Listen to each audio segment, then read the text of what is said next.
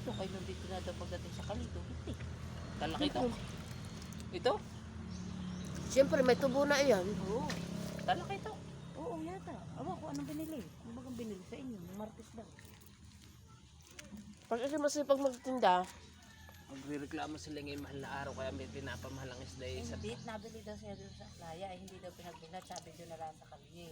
tapos, Abay nung nado daw sa playa, mura pa yung presyo. Pagdating daw dito sa kalye, nagmahal. Bigla.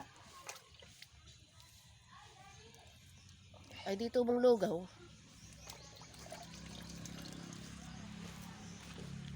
Yeah, dapat yung sariwa. Ito yung dalawang araw na Kaya mo, sayang yan. Ano iyan huli ninyo? Doon sa pokot din yan. Galing ah. Ay, lalaki. Kala mo huli sa biwas. ang hasang kulay ko na. Parang babad na han eh. Ay kami, ay inihintay sa amin ay di ganyan talaga, babad. Dapig ah. Dapig yung isa. Kaya mamaya may mauud na rin. Yan. O iyan ay masarap, ay ano parang sinigang. Ayok, hindi na ito. Pansika. Yung dala kong dapig doon. Hindi na yan pansigang at ilang araw na yun. Sa bagay, sa Maynila nga ilang araw na yan eh. Oo. Hoy, alam mo yung dala kong dapig doon? Sinigang ko, yung parang ang luto yung mayroong luya na may kamatis, sarap. Oo. Di bagat hindi malasa? Parang tinula yun. Oo. Tinula. Ay pag ganun ang niluto mo, sarap.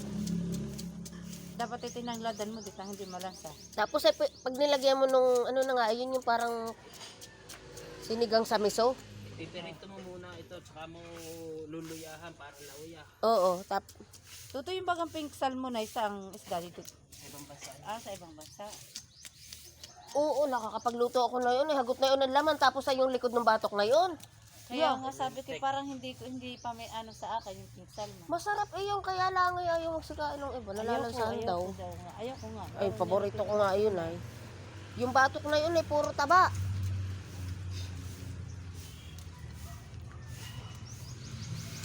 Pag dito kayo sa probinsya, Oo. ay talagang isda ang pangkaraniwang ulam.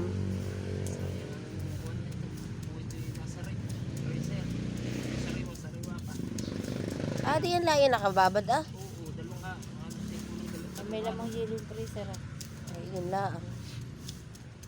Nabilasahan eh. Bilas sa siyat. Ay, tinag-iiyak yung bata mo. Ano na? Nanay, ay si Jade ay may idea. Na. Magpaiwan dito. Ako yung gusto. Dito ka naman. Ay hindi nga, ang problema, baka pag natawag kami ay mululuha-luha na naman parang pagong. Saka magpasundo. Oo.